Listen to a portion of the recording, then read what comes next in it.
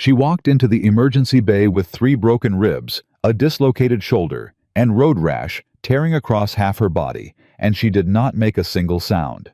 Not a whimper, not a gasp, nothing. The nurses looked at each other because people in that much pain scream. They beg. They cry for their mothers. This woman sat on the edge of the gurney spine, straight jaw-locked eyes, focused on a point somewhere past the ceiling, and she breathed like someone who had learned a long time ago that pain was just information. If this story already has you feeling something, subscribe to our channel, follow along until the very end, and drop a comment telling us what city you are watching from. We want to see exactly how far this story travels. The paramedics had warned the night staff before they even rolled her through the doors. "She refused a stretcher," the lead medic said, walking fast to keep pace with the gurney she was sitting upright on, refusing to lie down. "She refused morphine at the scene. She refused a neck brace. She told us, and I am quoting directly here, that she was fine." Nurse Deborah Haynes had worked trauma intake for 19 years.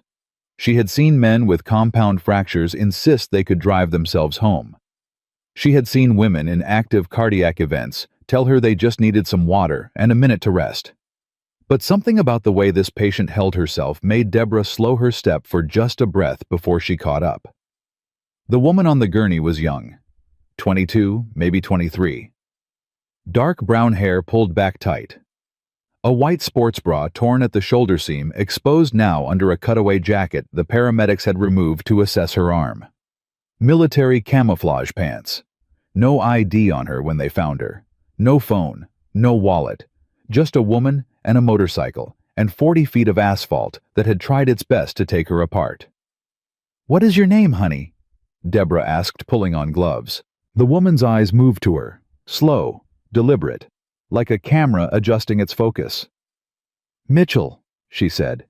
"Sarah Mitchell." "Okay, Sarah. I am going to need you to lie back so we can—" "I will sit," Sarah said. Not aggressive, not rude, just a statement of fact delivered with the same tone someone might use to say the sky is blue. "I breathe better sitting." Deborah glanced at the paramedic. He gave a small shrug that meant we tried. "Okay," Deborah said. "Okay, we can work with that." The initial assessment took 12 minutes, and in that time, Sarah Mitchell answered every clinical question with the precision of someone reading from a report. Level of pain on a scale of 1 to 10. She said 4. The paramedic behind her mouthed the word 9 at Deborah and held up both hands. "Allergies none. Current medications none. Primary care physician none. Emergency contact." A pause there, longer than the others. "None," Sarah said. Deborah wrote it down without comment, but she felt it. That single word landing in the room like something dropped from a height. The X-rays confirmed 3 fractured ribs on the left side, a complete dislocation of the right shoulder and road rash that had taken skin off her right forearm and right hip in patches broad enough to require cleaning and dressing that would take the better part of an hour. The orthopedic resident who read the imaging, a young man named Dr. Patel, who was 3 weeks into his rotation and still wearing the slightly stunned expression of someone who had not yet accepted what this job would ask of him, walked into the bay holding the films and stopped when he saw her. She was sitting exactly as she had been sitting when she arrived, upright, still, breathing in a controlled rhythm that he could see even from across the room. "Ms. Mitchell," he said carefully, "your shoulder is dislocated. We need to reduce it. That means—" "I know what it means," she said. "Do it." He blinked.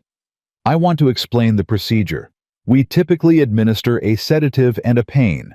"No sedatives," she said. "No pain medication. Reduce it manually."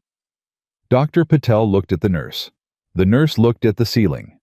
"Ms. Mitchell, that is going to be extremely painful. We are talking about a level of discomfort that most patients—" "Doctor." Her voice did not rise. It did not harden. It was patient, almost gentle, the way a teacher might speak to a student who kept solving the problem wrong. "I have had this shoulder reduced 4 times, twice in the field without any medical support at all. I know what it feels like.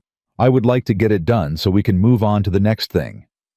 The room went very quiet. Deborah looked at the young woman on the gurney, at the old scar running along the outside of her right shoulder, barely visible under the road rash, a thick pale ridge that did not come from any motorcycle accident.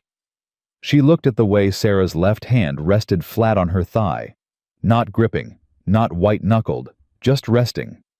Like someone who had made peace a long time ago with the idea that pain was a tax and not a punishment.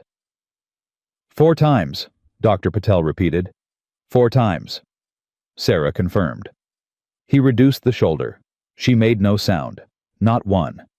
She exhaled once, slow and controlled, when the joint seated back into place, and then she said "thank you," in the same voice she might use to thank a cashier for her change.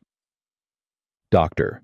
Patel excused himself to make a phone call, and Deborah later found out he had called the attending on duty because he did not know what to do with a patient who had just made him feel for reasons he could not entirely name like the least experienced person in the room.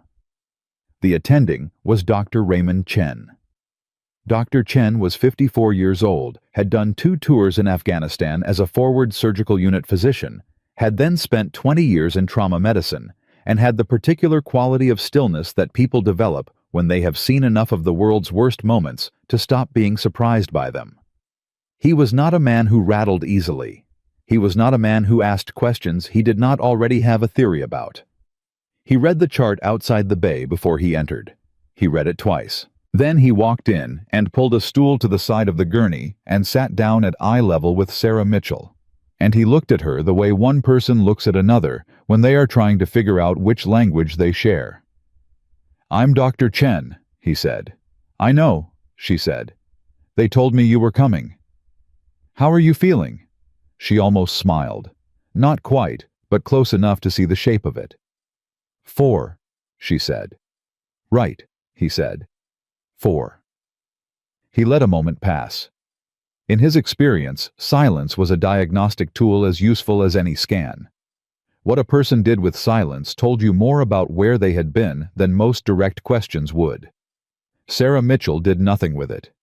She sat in it comfortably, the way someone sits in a room they have lived in for years. "You have some older injuries," Dr. Chen said. "The scar on your shoulder. There are fragments of something in there, we can see it on the imaging. Looks like shrapnel."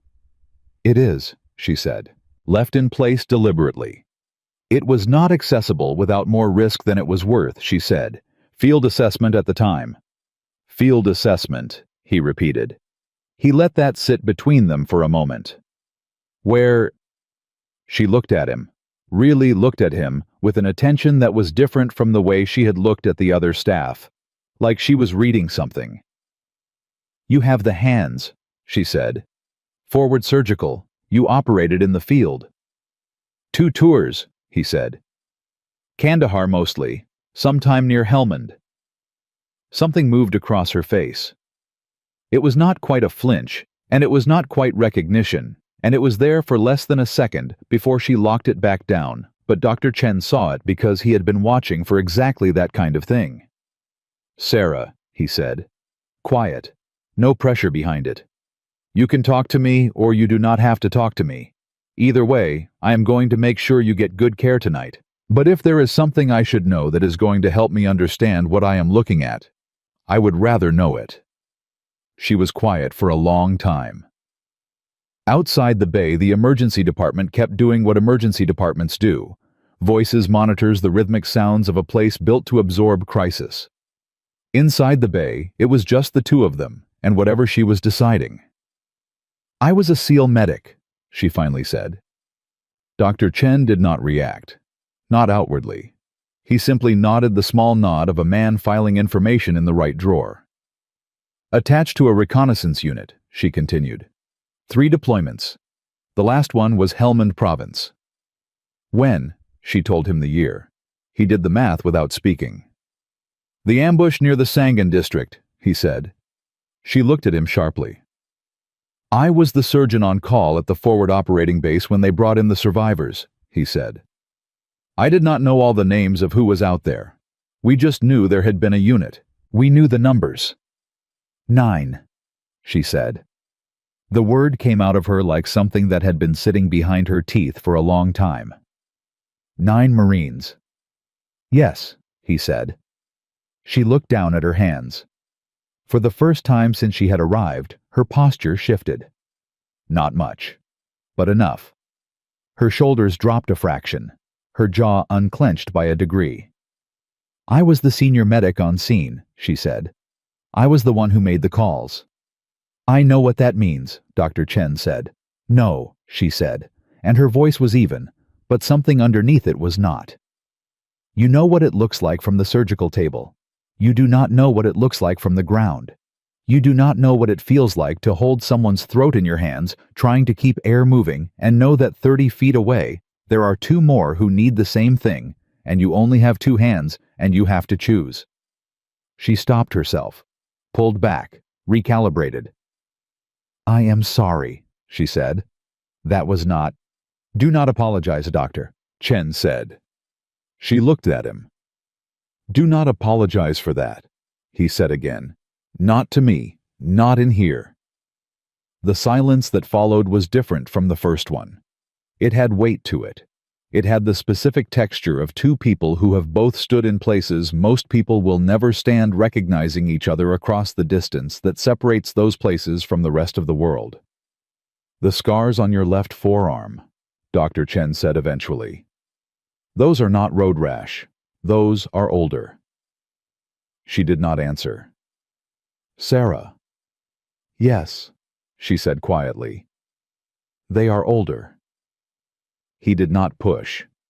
He had learned over 20 years of practicing medicine on people who had been broken in ways that did not always show on imaging that some doors opened on their own timeline, and the worst thing you could do was force them. What he did instead was stay. He did not rush to the next patient.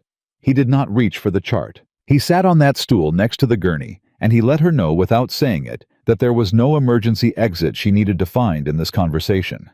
And slowly, the way ice thaws, not in a dramatic rush, but in small, silent degrees, Sarah Mitchell began to talk. She talked about the unit, about the men whose names she still said in a specific order every morning like a prayer she had written herself, and could not stop reciting. She talked about the weight of a medic bag in the field, how it feels different at the beginning of a mission versus the end. Heavier, not because anything has been added, but because of what has been taken out of it and used, and not enough. She talked about the way the light looked that morning in Helmand Province, how there had been a quality to it she had noticed even then. Even in the middle of everything, the way light sometimes arrives in a place, looking like something you will spend the rest of your life trying to forget. She did not cry. She did not break.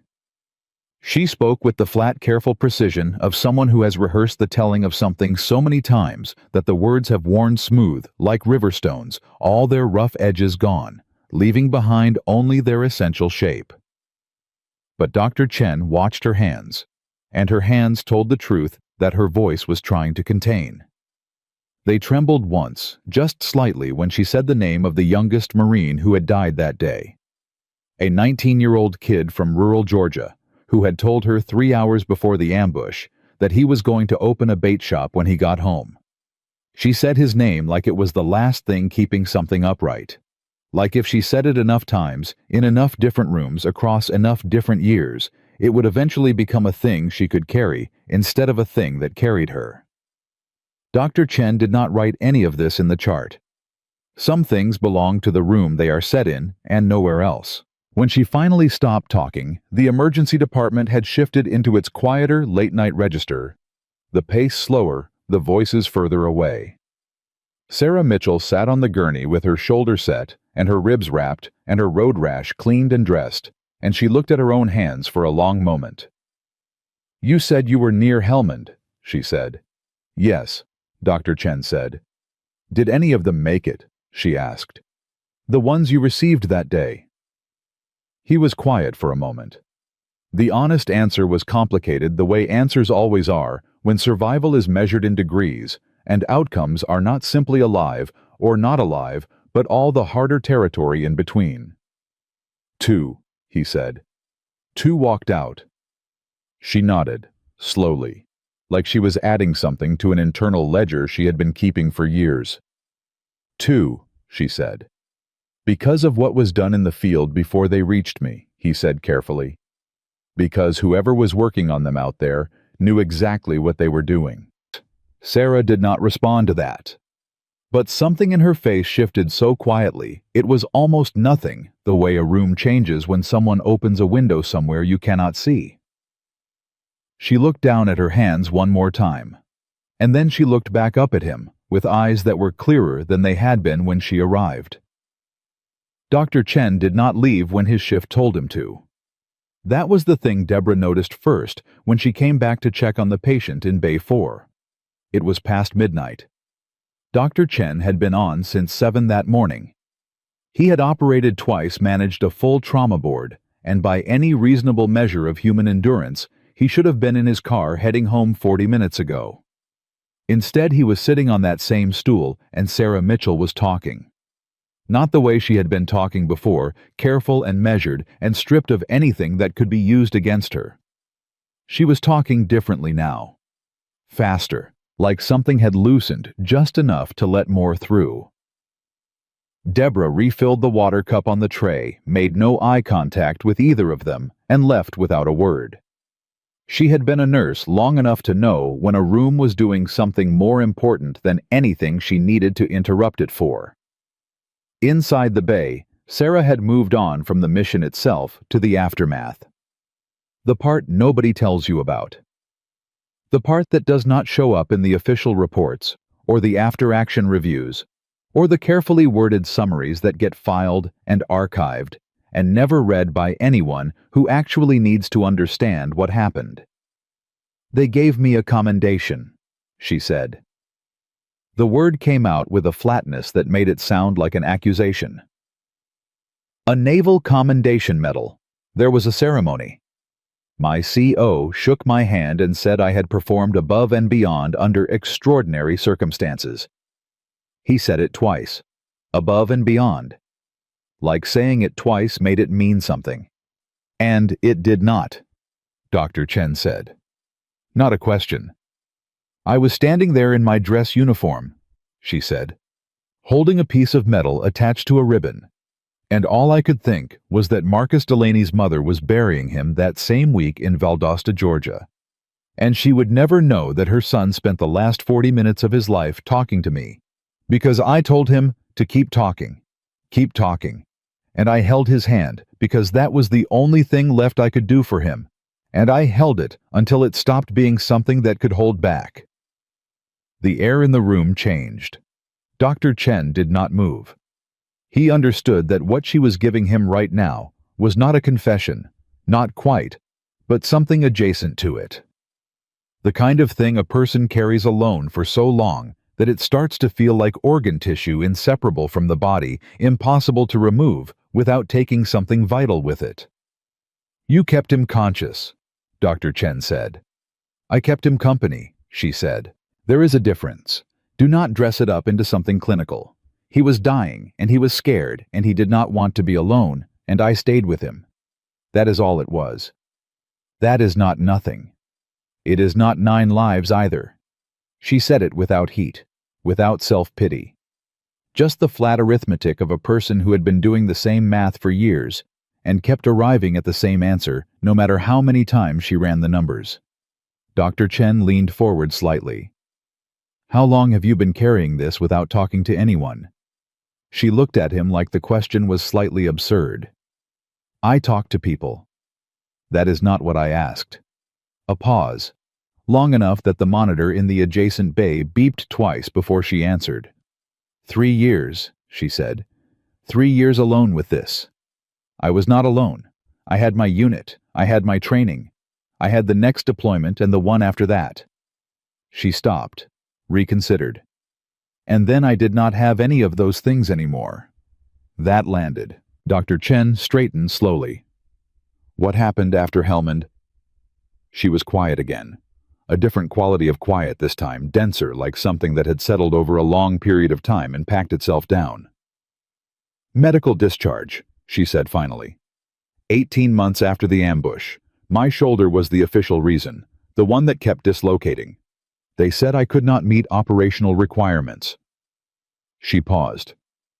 My CO said it was temporary, that I could appeal, requalify, come back. He believed that when he said it. I think he actually believed it. But you did not. I knew the real reason, she said. The shoulder was the excuse. The real reason was that I had started making different calculations in the field. Slower. Second-guessing decisions I would have made without hesitation before Helmand. They did not say that. They would never say that. But I knew. And they knew I knew. So we all agreed to let the shoulder be the shoulder. Dr. Chen absorbed that. He had seen it before in different forms with different people. The military's particular genius for finding a way to say the unsayable without saying it. And since the discharge, he asked. I went back to school, nursing program.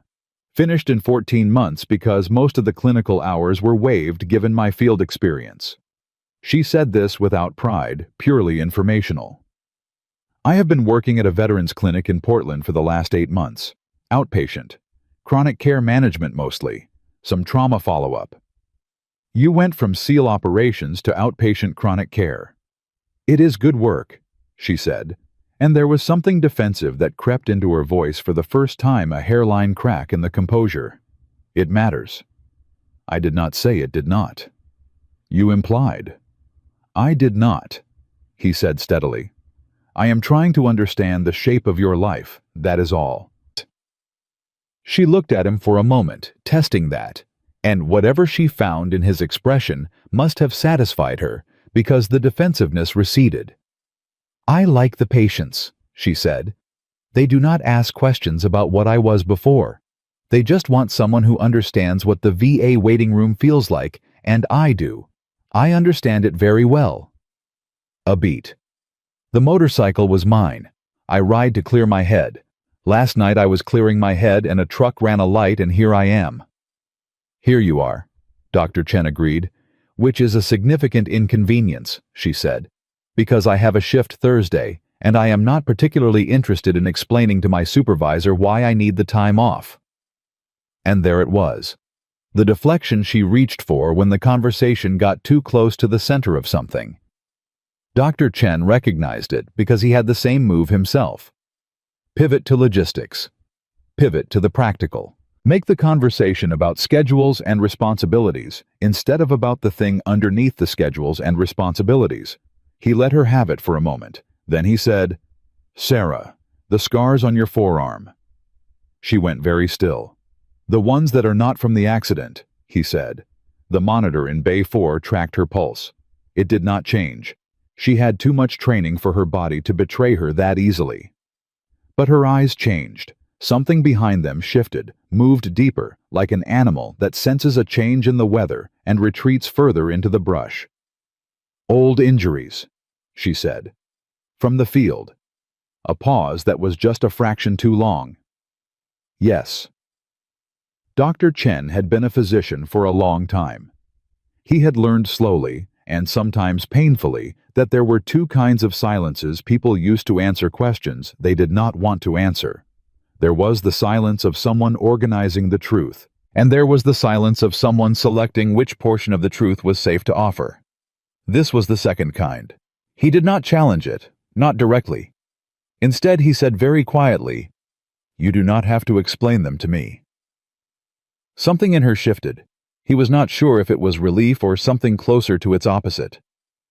"I know," she said, "but I want you to know that the people who treat you here are not going to judge what they see on your chart. And if there is something in your history that affects how we care for you tonight, I would like to know it. Not for any other reason than that." She looked down at her left forearm. The one with the road rash dressed now under clean gauze, and underneath the gauze, visible only in the way she looked at it, the weight she attached to that specific part of herself. "After I got home," she said. "After Helmand. There was a period of about 4 months." She stopped. "I am not in that place anymore," she said. "I want to be clear about that first." "Okay," he said. "I have not been in that place for over 2 years. I have not needed to be in that place because I found other ways to manage what I was carrying." She paused. But for those 4 months, I was not managing very well. And I made some choices that I still carry the evidence of. Dr. Chen said nothing. He simply waited. I tell you this, she said, because you are going to see it when you change the dressing on my arm, and I would rather you hear the context from me than make assumptions. I appreciate that, he said. I am not fragile, she said, and for the first time since she had arrived, there was something urgent underneath her words. Not anger, not fear exactly, but the specific urgency of someone who needs a particular thing to be understood. I am not a crisis. I am not a patient who needs to be handled carefully. I am a nurse. I am a veteran. I have done the work. I have been in therapy. I am not currently in therapy because I ran out of providers in my area who had clearance to discuss what I am cleared to discuss, but I was, and it helped, and I am okay. I need you to hear me say that I am okay. I hear you, Dr. Chen said. Do you believe me? He looked at her for a long moment. The woman who had walked into this emergency department with a dislocated shoulder and 3 broken ribs and road rash stripped across half her body and had not made one sound of complaint. The woman who knew field medicine well enough to instruct the resident on her own reduction. The woman who still said 9 names in a specific order every morning, like a prayer she could not stop reciting. I believe that you are okay, he said carefully. And I believe that okay is doing a significant amount of heavy lifting. She opened her mouth, closed it, and then for the first time something cracked. Not broke, not shattered, just cracked the way old wood cracks along a grain line following the map of its own stress. It was not tears exactly. It was the thing that happens before tears in the people who have trained themselves not to cry. The thing that moves through the jaw, through the throat, through the chest, and gets held there because every muscle in the body knows its job, and its job is containment. She held it. She kept holding it. But Dr. Chen saw it, and he did not look away. You came in here tonight, he said quietly, and the first thing you told them was no emergency contact. No one to call. She did not answer. Is that by choice or by circumstance? The question hung in the air between them, and Sarah Mitchell, who had survived 3 deployments, an ambush that killed 9 people, a medical discharge that ended the only life she had ever wanted, and 4 months of a darkness she had fought her way back from, without anyone knowing how bad it had gotten, looked at the doctor sitting across from her and said nothing for a very long time. And then she said, both. That single word told Dr. Chen more than an hour of questions could have. He reached over and picked up her chart from the tray. Not to write in it, just to have something in his hands while he chose his next words with care. There is someone I want you to meet, he said. Not tonight. Tonight you are going to rest, and we are going to watch those ribs, and you are going to let the staff here do their job without arguing with them about pain management. He gave her a look that was somewhere between firm and wry. Including the pain medication. She started to object. Sarah, he said, let someone help you, just for tonight. Let it be that simple. She looked at him for a long moment, her jaw tight, her spine straight, every trained instinct in her body telling her that need was a vulnerability, and vulnerability was a liability. And a liability in the field gets people killed. Except she was not in the field. She had not been in the field for 3 years, and the person across from her was not an enemy. She exhaled, slow, controlled. The same breath she had used to get through the shoulder reduction, the same breath she had probably used in Helmand, and in the months after, and in every hard moment in between. Fine, she said quietly. Tonight. Dr. Chen nodded. He stood, and as he reached the edge of the bay, she spoke again. Dr. Chen. He turned. The 2 who made it, she said. From that day. Do you remember their names? He looked at her. And he said them. Both of them. First and last, the way you say names when they mean something. She closed her eyes for just a moment. When she opened them, something had changed in her face. Subtle. Quiet. The way a room changes when a window opens somewhere you cannot see. "Thank you," she said. He left her to rest. But neither of them slept well that night. She slept for 4 hours. That was more than she had slept in a single stretch and longer than she could accurately remember, and when she woke up, the first thing she did was take inventory. Ribs, shoulder, arm. She ran through the assessment the way she always did, the habit so deeply embedded, it happened before she was fully conscious, before she even opened her eyes. Status check. Damage report. What is operational and what is not? The answer this morning was less than ideal but functional. The second thing she did was notice the man sitting in the chair on the far side of the bay. He was not Dr. Chen. He was older than Dr. Chen, which was saying something. Somewhere north of 65, with the kind of face that suggested it had started out pleasant, and then life had gotten hold of it and rearranged things into something more interesting. He had a paper coffee cup in one hand and a book open in his lap that he was not reading. He was looking at her with the patient, unhurried attention of someone who had nowhere else to be and knew it. "Morning," he said. Sarah looked at him for a moment.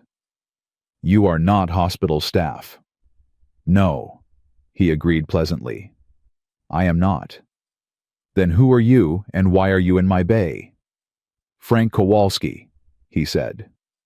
"Ray Chen called me last night. We go back about 20 years. He thought you and I might have something worth talking about." He held up the coffee cup slightly. "He also said you would probably try to discharge yourself before 7 a.m. and I said I would come keep an eye on things. I brought coffee, but the nurse said you were not supposed to have it yet because of the medication interaction, so I drank it myself. Sorry about that." Sarah stared at him. "You drove here," she said. "At what time?" "About 5:30. "Because Dr. Chen called you." "Because Dr. Chen called me." He confirmed without any apparent sense that this was unusual behavior. She studied him. The posture first, always the posture, the way the body tells the story, the mouth is still deciding whether to tell. He sat with the particular kind of stillness that was not passivity, but its opposite.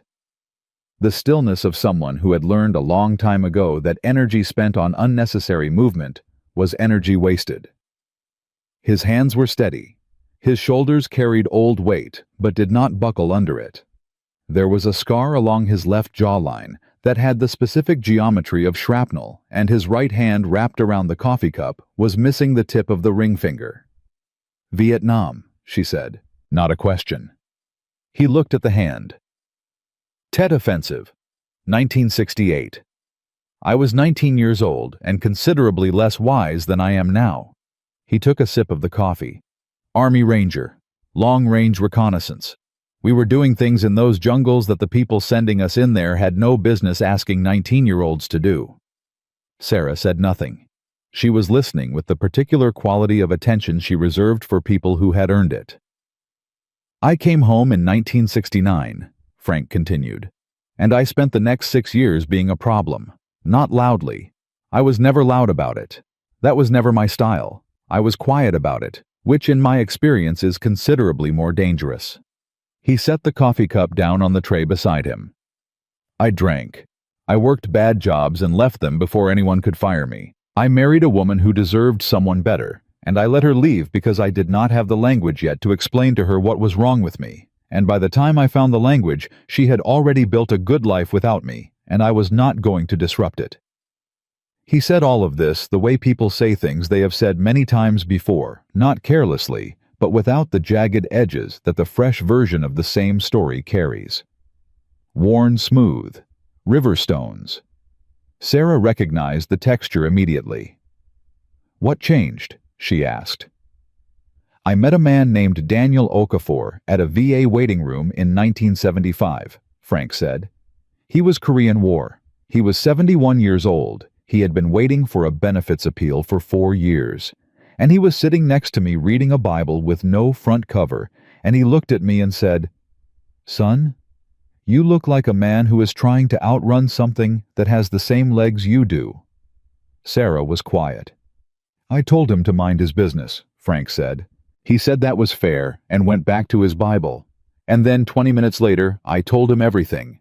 Every single thing. Things I had not said out loud to another human being in 6 years. I do not know why. I do not have a good explanation for it. Sometimes the right person shows up at the right moment, and the only thing you can do is tell the truth." He looked at her steadily.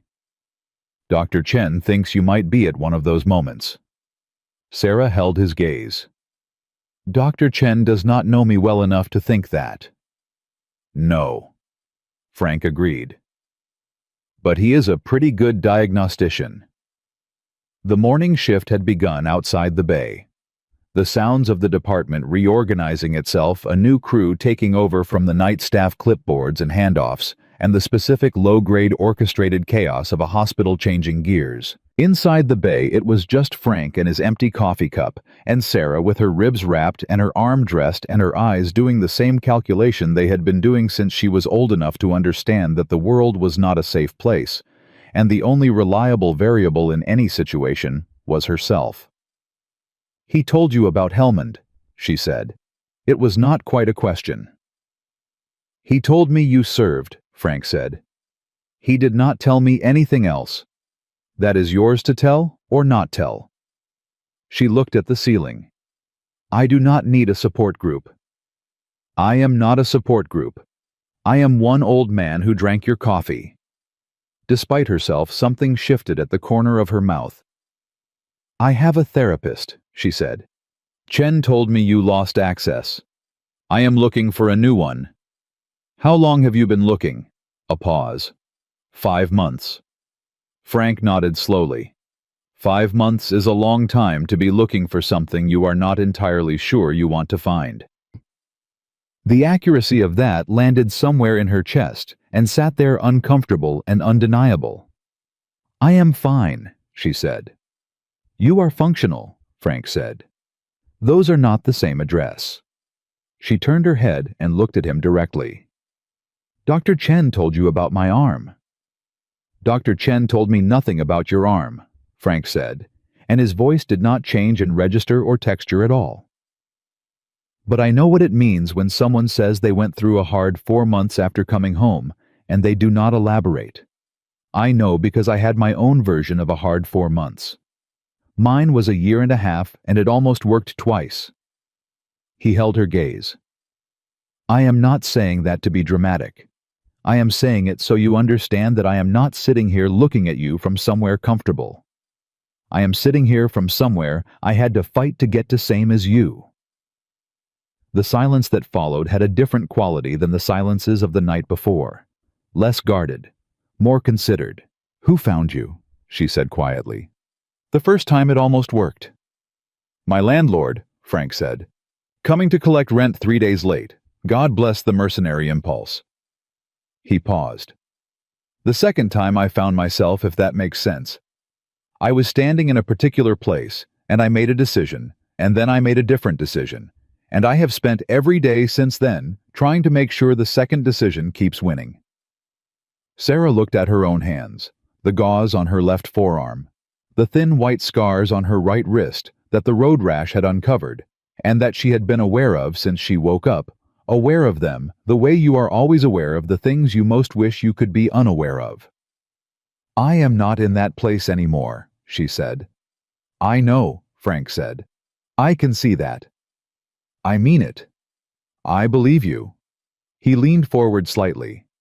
"But here is what I also see. I see a 22-year-old woman who is doing a job she is overqualified for because it keeps her close to the work without requiring her to be close to herself. I see someone who has organized her entire life around making sure she is never the one who needs anything from anyone. I see someone who put no emergency contact on her intake form last night, not because she has no one in the world, but because she has spent 3 years making sure she does not." Sarah's jaw tightened. "That is a significant amount of effort," Frank said. "Keeping people that far back. It takes real work to be that alone." "I am not alone," she said.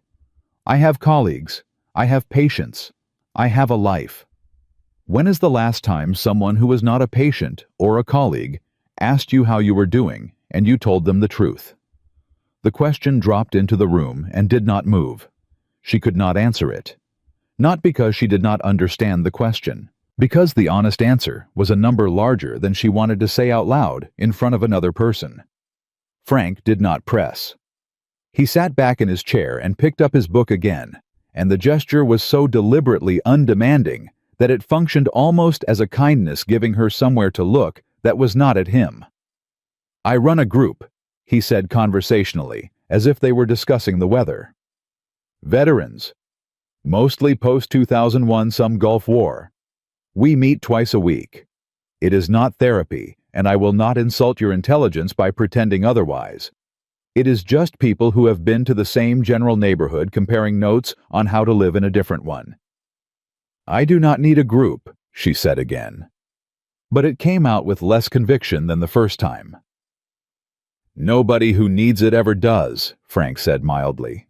"Doctor." Chen appeared at the edge of the bay, then still in his coat from the night before, which meant he had either not gone home or had gone home and come back immediately.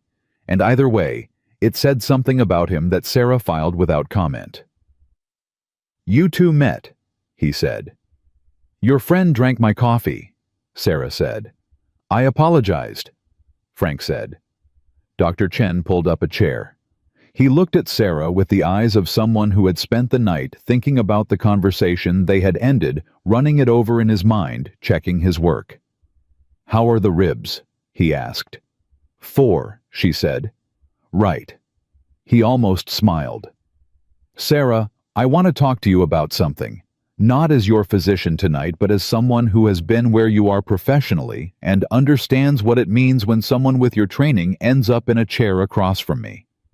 She watched him carefully. "You told me last night that you lost access to a therapist because they did not have the clearance to discuss your classified history," he said. "That is correct." "I know someone who does," he said.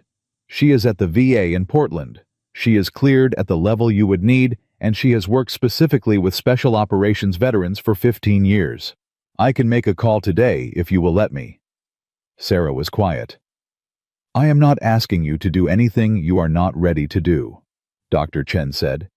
"I am telling you that the barrier you described is not a barrier anymore if you do not want it to be." She looked at him, then at Frank, then back at her hands. And here was the moment. The one that does not look like much from the outside. The one that happens quietly in emergency bays and VA waiting rooms and kitchen chairs at 3 in the morning. The moment where a person decides whether the weight they have been carrying alone is something they are willing to put down, even for a moment, even just to see what their arms feel like without it. She almost said no. The reflex was that strong, that fast, that deeply grooved into the architecture of who she had built herself to be, over 3 years of deliberate, careful, necessary isolation. But then she thought about Marcus Delaney, about the way he had said her name in that last stretch of time, not as a title, not as a rank, just her name, just Sarah, like a thing he needed to hold on to. And she thought about how she had told him to keep talking, because she knew that the voice tethers the body, and the body tethers the life, and silence in those moments is surrender. She thought about how she gave that instruction to someone else every single time and had never once applied it to herself. "Make the call," she said. Dr. Chen nodded once. He did not make a production of it. He did not celebrate or congratulate or tell her she was brave, because Frank had taught him a long time ago that calling something brave before a person has fully committed to it is one of the most reliable ways to make them back out. He simply nodded and stood and reached for his phone. Frank looked at Sarah. She was looking at the door Dr. Chen had just walked through. Something in her face had changed in the way faces change when a decision has been made. Not relief exactly, and not peace. Not yet. Those things come later, and they come slowly, and they come with setbacks, and hard days, and mornings, when the whole weight returns without warning. Not any of those things. Just the particular look of someone who has taken the very first step of a very long walk and knows it. "The group meets Tuesday and Thursday," Frank said. 7 p.m. "If you want to come, come. If you do not, that is fine too." She looked at him. "You are persistent." "I prefer dedicated," he said. "I will think about it," she said. Frank Kowalski picked up his empty coffee cup and stood, and as he moved toward the door, he said without turning back, "That is all I asked." But they both knew it was more than that. It was everything. She was discharged on a Thursday. The paperwork took 40 minutes because she read every form before she signed it, which Deborah had anticipated and planned for by starting the process an hour early. Sarah signed each page with the careful, deliberate signature of someone who had learned that anything put in writing becomes its own kind of testimony. And she asked 3 questions about her follow-up instructions that told Deborah she was going to be a precise and probably exhausting patient in the best possible sense of that word. Dr. Chen came by as she was finishing. He handed her a folded piece of paper with a name and a phone number written on it in his actual handwriting, not printed, not typed, handwritten, which meant he had thought about this before he wrote it and wanted her to know that. "Dr. Linda Vasquez," he said. "She is expecting your call. Not today, not necessarily this week, but she is expecting it." Sarah looked at the paper. "You already called her." "I told you I would." "You told her about me." "I told her I had a veteran I wanted her to meet," he said. "Everything else is yours to tell in your own time." She folded the paper again and put it in her jacket pocket. The jacket had been cleaned overnight by one of the nurses, a small, quiet act of care that Sarah had not asked for, and could not find a way to address without making it into a larger moment than the person who did it had intended it to be. So she said nothing about it. But she noticed. She had always been better at noticing kindness than receiving it. "The group Frank mentioned," she said. "Tuesdays and Thursdays." 7 p.m., Dr. Chen confirmed. "He runs it out of the community center on Burnside. It is not affiliated with the VA or any formal program. It is just Frank and a folding table and bad coffee and people trying to figure out the next part." "That sounds deeply unappealing," she said. "Most of the things worth doing do," he said. She almost smiled. The same almost smile from the night before, the one that showed you the shape of what it would look like when she finally let it be a real one. She left through the side entrance. She did not say goodbye to the staff, because goodbye felt too final, and thank you felt too large, and she did not have a category yet for what the last 18 hours had been. She just walked out into the morning and stood on the sidewalk for a moment, with her ribs protesting every breath and her shoulder wrapped and her whole body carrying the specific exhaustion of someone who has slept but not rested. And she thought about Marcus Delaney's mother in Valdosta, Georgia. And she thought about Frank Kowalski choosing a different decision on an ordinary day. And she thought about the piece of paper in her jacket pocket with Linda Vasquez's name on it. Then she called a cab and went home. She called Linda Vasquez 11 days later. Not because she was ready. She was not sure she would ever arrive at a state she could honestly call ready, and she had decided somewhere in those 11 days of going to work and coming home and lying awake, listening to the city do what cities do at 2 and 3 and 4 in the morning, that waiting for ready was just another name for never.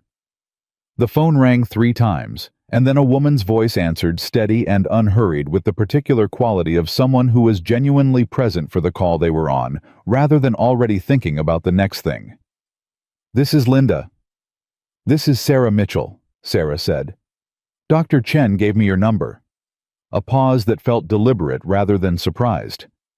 "Sarah, yes, I am glad you called." "I want to be honest with you before we go any further," Sarah said. "I have been in therapy before. I know what it is supposed to do, and I know what it actually does, and I know the difference. I do not want to spend 6 months building rapport. I do not have the patience for it, and I do not think you have the time to waste on it either." There was a moment of silence, and then Linda Vasquez said something that Sarah had not expected. She laughed. Not dismissively, genuinely. A short, warm laugh that contained within it a recognition. "I think we are going to get along fine," Linda said. "Can you come in Wednesday?" She went in Wednesday, and the Wednesday after that, and the one after that. She did not tell anyone at the clinic. She reconfigured her schedule so her shifts ended at 4, which gave her enough time to drive across town without rushing, and she discovered that the version of herself who sat across from Linda Vasquez on Wednesday afternoons was a version she had not met before. Not softer exactly, not weaker, just more willing to stay in the room with something uncomfortable rather than immediately moving to manage or solve or contain it. Linda had a way of asking questions that did not feel like questions. They felt like doors she left open and walked away from, trusting that Sarah would eventually walk through them on her own. It was an approach that should have frustrated someone with Sarah's particular impatience, but instead, it did something unexpected. It made her feel like her own timeline was not a problem to be corrected. 3 weeks after her first session with Linda, Sarah went to Frank's group on a Tuesday night. She stood outside the community center for 4 minutes before she went in. She timed it. Old habit. 4 minutes of standing in the cold, telling herself she was going to turn around and go home, that she did not need this, that she was already doing the work with Linda, and this was redundant. 4 minutes of every trained instinct she had arguing against the door. And then she opened it. There were 7 people inside. Frank was setting up chairs in a rough circle, which in the context of the utilitarian room where they met was both the most ordinary thing imaginable, and somehow in the moment she saw it, one of the most meaningful. A circle means no one is standing at the front. A circle means everyone is facing everyone. A circle means you cannot hide in the back row and tell yourself you are participating. Frank looked up when she came in. He said nothing. He simply nodded and pointed at a chair and went back to setting up the rest of the circle, and Sarah understood this as the gift it was intended to be. No announcement, no introduction, no moment made of the fact that she had shown up. She sat down. The group met for 90 minutes. 7 veterans ranging in age from 26 to 71, and Frank, who sat in the circle like everyone else and did not position himself as the authority in the room, even though everyone in it knew he was the reason it existed. They talked about the week, about the particular Tuesday or Thursday that had been hard, and why and what they had done with the hardness. There was a man named Curtis who was 34 and had 3 tours in Iraq behind him and worked nights at a shipping warehouse, because nights were easier for reasons he explained with a directness that Sarah recognized immediately, the same logic she had used to design her own life. There was a woman named Patricia, 62 Gulf War, who had a laugh that arrived without warning and lit the whole room briefly when it did, and who said things that were devastatingly accurate with the casual confidence of someone who had long since stopped being surprised by her own insight. Sarah did not speak for the first 3 meetings. No one commented on this. Frank had clearly established, without ever stating it as a rule, that silence in the group was a legitimate form of participation. You could be present without performing presence, and that itself was a thing worth learning. On the 4th meeting, Curtis said something that reached into Sarah's chest and rearranged something. He was talking about his youngest daughter, who had started asking him questions about the war. 8 years old, full of the specific, relentless curiosity of someone who has not yet learned that some questions make the people they love flinch. She had asked him, "Daddy, did you help people over there?" And Curtis had not known what to say. He sat with that for a moment in the group, his large hands wrapped around a paper cup of Frank's terrible coffee, and he said, "I keep trying to figure out the answer to that. And every time I think I have it, it changes on me." Sarah looked at her own hands. "Yes," she said. Everyone looked at her, not startled, just attentive. It was the first word she had spoken in 4 meetings. "The answer changes," she said. "You try to hold it still, and it moves, because what you did and what you could not do are both true at the same time, and there is not a version of the answer that makes them stop being both true simultaneously." Curtis looked at her for a moment. "Yeah," he said quietly. "That is exactly it." Patricia made a sound that was not quite a word, but communicated an entire paragraph. And Frank across the circle said nothing at all. But he looked at Sarah with the expression of a man who had been waiting for something and had just seen it arrive. That night, driving home, Sarah cried for the first time since Helmand Province. Not in a dramatic way. Not pulled over on the side of the road, not heaving, not the kind of crying that makes you feel like you are being turned inside out. Just tears on her face while she drove steady and quiet the way rain sometimes falls when there is no wind and no storm. Just water doing what water does when the conditions finally allow it. She had thought for 3 years that crying would feel like failure, like the thing she had been fighting hardest against, the crack in the foundation that would bring the whole structure down. Instead, it felt like exhaling. She called Linda the next morning and told her what had happened. Linda said, "How do you feel?" Sarah thought about it seriously before she answered. "Tired," she said. "But not the kind of tired I usually am. It is a different kind." "The kind after you put something down," Linda said. "Yes," Sarah said. "That kind."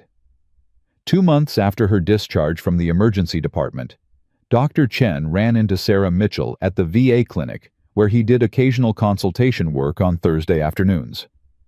She was at the nurses' station, talking to one of the case managers, and she had the look of someone in the middle of solving a problem efficiently, which was exactly the look he would have predicted for her in a professional context. But when she turned and saw him, something in her face shifted into something that was less professional and more human, and it was the first time he had seen that particular quality in her without the weight behind it that had been there in the emergency bay.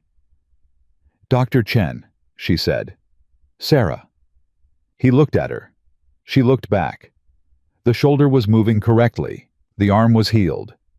The ribs by now were long past complaining. "How are you?" "6," she said. He raised an eyebrow. "On the scale," she clarified. "I was at 4 for a long time. I think I am at 6. He nodded slowly. 6 was not 10. 6 was not the end of anything. 6 meant the work was ongoing, which is what real recovery actually looks like, not a finish line, but a direction of travel. "That is good," he said. "Linda thinks I might make 7 by spring," she said with the tone of someone describing an ambitious but achievable operational target. "You should listen to Linda," he said. "I generally do," she said. "It is an adjustment." He smiled. She caught herself smiling back, and this time it was not almost. It was complete. She told him then about an idea she had been developing. She had mentioned it to Linda first and then to Frank, and both of them had said the same thing in different words, that she should not wait until she felt ready to begin it, because ready was the thing that came after beginning, not before. She had mentioned it to her supervisor at the clinic, who had listened carefully, and then said that if she could put together a proposal, there were resources available through a federal grant the clinic had applied for that could potentially support exactly the kind of program she was describing. The idea was a peer navigation program. Veterans coming out of acute care, the ones who fell through the gap between the hospital and the VA system, who got discharged and went home and had no one to call, and no clear next step, and no frame of reference for how to begin finding their way through a system that was not designed to be found easily. She had been one of those veterans, even if she had not called herself that at the time. She wanted someone to exist who would have made a phone call to her the week she got home from her last deployment and said, "Here is where to go, here is who to call. Here is someone who has been exactly where you are standing right now." She told Dr. Chen about it in the hallway outside the nurses' station. She was not performing enthusiasm for him. She was describing something she had thought through carefully, that she had researched and questioned and tested against every skeptical instinct she had, and that had survived the interrogation. He listened to all of it. When she finished, he said, "What do you need?" She looked at him. She had been prepared for a range of responses. Encouragement, certainly. Practical questions. Maybe some gentle skepticism from the physician part of his brain that processed everything through evidence and outcomes.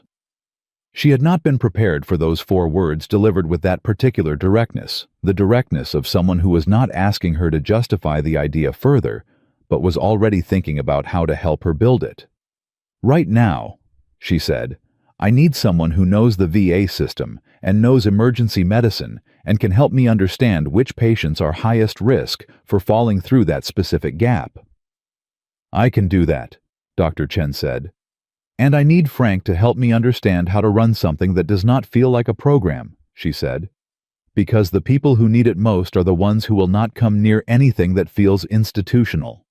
"Frank will do that," Dr. Chen said. "He has been waiting for someone to do exactly this for about 15 years. She absorbed that.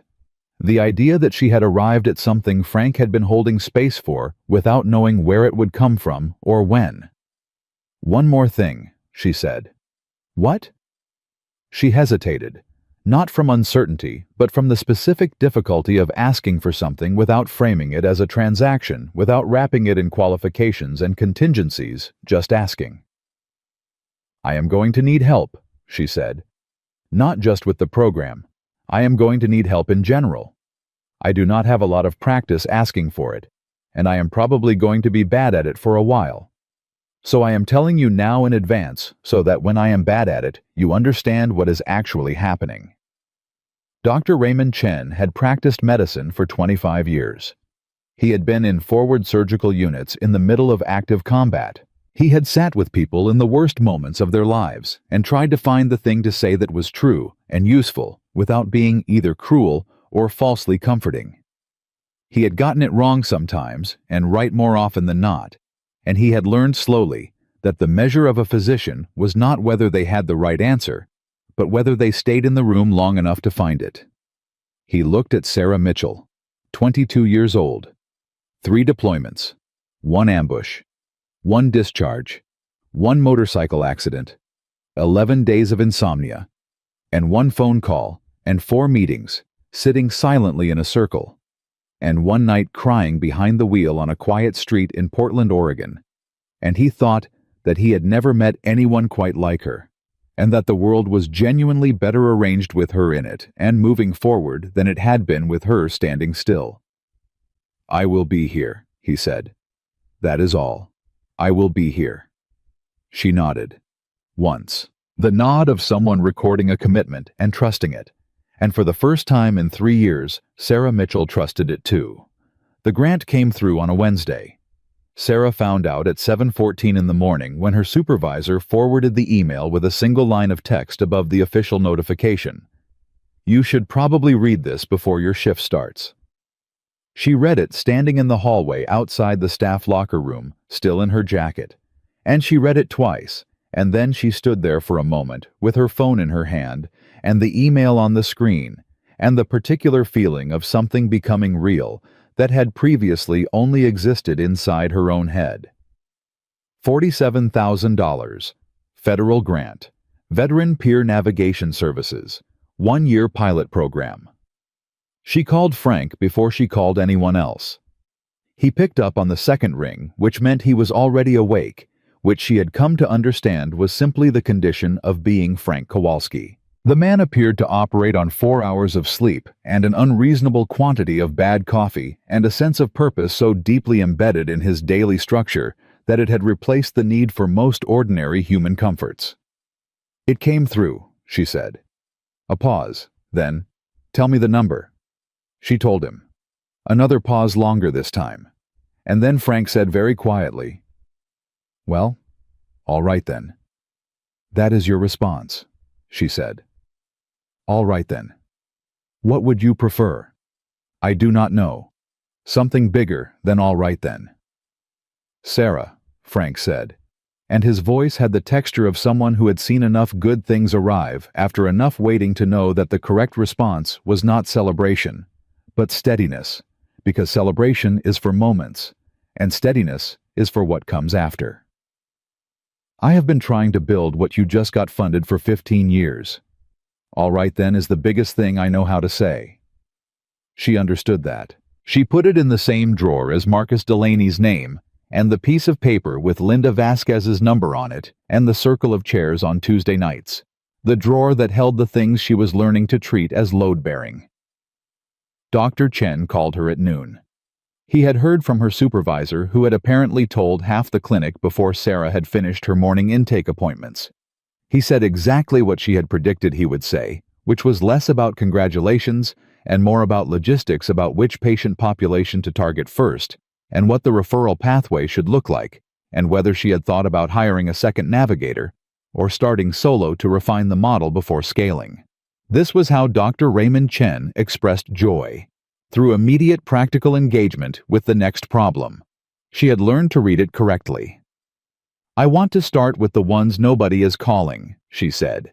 "The ones who leave the emergency department and go home, and the file closes and no one follows up because technically they were discharged stable." "That is most of them," he said. "I know," she said. "That is why I want to start there." The program launched 6 weeks later with Sarah as its sole navigator. A cell phone, a laptop, a referral list Dr. Chen had spent 2 weeks compiling, and a folding table in a borrowed office at the VA clinic on Thursday afternoons. Frank came to the first day and brought coffee that was for once not terrible, and sat in the corner reading his book while she set up. And when she asked him why he was there, he said he wanted to see how it looked when it started, because starts were the part people forgot to pay attention to. The first veteran she called was a 29-year-old man named Dominic Reyes, who had been discharged from the emergency department 8 days earlier after a crisis that his chart described in careful clinical language that told you everything about what had happened and nothing about who he was. She had his number from the release form he had signed, the one that said a follow-up call might occur, the one most people signed without expecting anyone to actually make the call. She made the call. It rang 6 times, and she was preparing herself for voicemail when he picked up. "Yeah," he said. Not hello, just yeah, the monosyllable of someone who answers phones expecting nothing good from them. "Dominic," she said. "My name is Sarah Mitchell. I am a veteran navigator at the Portland VA. I am calling because you were at the emergency department 8 days ago, and I wanted to check in." Silence. "I know that might sound like a procedure," she said. "It is not a procedure. I am calling because someone called me once when I needed it, and I am trying to do the same thing." More silence, long enough that she counted her own heartbeats waiting. "I do not really want to talk to anyone from the VA," he said finally. "That is fair," she said. "I did not either. I spent 11 days not calling the person whose number I had. I understand the math on that." A pause. 11 days. 11 days, she confirmed. "And then I called." Another pause, shorter this time, something shifting in it. "And it helped. It started helping," she said, "which is not the same thing, and I will not pretend it is, but starting is the part that makes the rest possible." Dominic Reyes came in the following Thursday.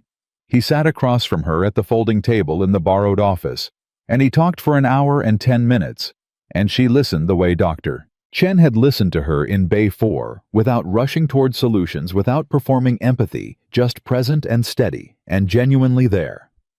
When he left, he shook her hand at the door, and he said, "How did you know I would pick up?" "I did not," she said honestly. "But I knew that if I did not call, the answer was definitely no." He nodded slowly, like someone storing something useful. "Same time next week?" he asked. "Same time next week," she said. By the end of the first month, she had made contact with 11 veterans. 6 of them came in. 4 of those 6 were connected to ongoing services within 30 days, either therapy, a peer group, or a combination of both. One of them, a 43-year-old woman named Grace, who had been a combat medic in Afghanistan, and who had walked into Sarah's office with her arms crossed, and the specific expression of someone who had agreed to come only to demonstrate that coming would not help, sat down across from Sarah, and within 10 minutes recognized that the woman across from her was not operating from theory. "You were field?" Grace said. It was not a question. "3 deployments," Sarah said. "SEAL support." "Medic," Sarah said. "Attached to recon." Grace's arms uncrossed. Not all the way. But enough. Helmand, she said. Helmand, Sarah confirmed. Grace looked at her for a long moment, with the particular attention of someone recalibrating their assessment of another person in real time. You lost people. Yes, Sarah said. And you are okay, Grace said. The way she said it, it was not quite a statement and not quite a question. It was something closer to a test, checking the load-bearing capacity of a structure before trusting it with weight. I am getting there, Sarah said. Which is the most honest answer I have. Grace came back the next week, and the week after that. And 3 months later, she was co-facilitating a session in Frank's Tuesday group, sitting in the circle with the same crossed arms, but talking now. Talking with a precision and a rawness that made the rest of the group lean in, made Curtis put down his coffee and just listen, made Patricia make that sound that meant she recognized something true. Sarah watched from across the circle and felt something she did not have an immediate name for. It took her the drive home to identify it. It was pride. Not the kind she had been raised to distrust, the loud performative kind that was really just fear wearing a different face. The quiet kind. The kind that arrives when you watch something you helped start become something that no longer needs you to hold it up. She told Linda about it on Wednesday. Linda listened to the whole thing, and then she said, "What does it feel like in your body when you describe that moment?" Sarah had learned to take this question seriously rather than deflecting it. Like something is where it is supposed to be, she said. I do not have a more precise way to say it. You do not need one, Linda said. She thought about that on the drive back. The idea that precision was not always the point. That some things were most accurately described in the imprecise language of how they felt, and that learning to tolerate that imprecision without immediately trying to resolve it into something more measurable was its own form of progress. She was at 7. Linda had predicted 7 by spring, and it was in fact spring, and Linda was as usual accurate. 6 months after the program launched, the VA district office asked Sarah to present the pilot results at a regional conference. She sat in the conference room the night before going over her notes, and she thought about the 22-year-old woman who had walked into an emergency department with 3 broken ribs and a dislocated shoulder and no emergency contact, and a left arm she kept turned slightly inward out of the habit of concealment. She thought about how that woman had believed with the absolute conviction of someone who has organized an entire life around a belief that needing something was the same as losing something. She still caught herself thinking that way sometimes. The reflex was still there. It had not disappeared. It had just gotten slower, and she had gotten faster at recognizing it, and the gap between the reflex and her response had become wide enough to make a different choice in. Frank came to the conference. He sat in the back of the room with his arms folded and his book in his jacket pocket, and the expression of a man who intended to be unobtrusive and was not even slightly succeeding because Frank Kowalski's particular quality of stillness had never in his life made him invisible, only more present. She saw him when she walked to the front of the room. She saw Dr. Chen 3 rows from the front.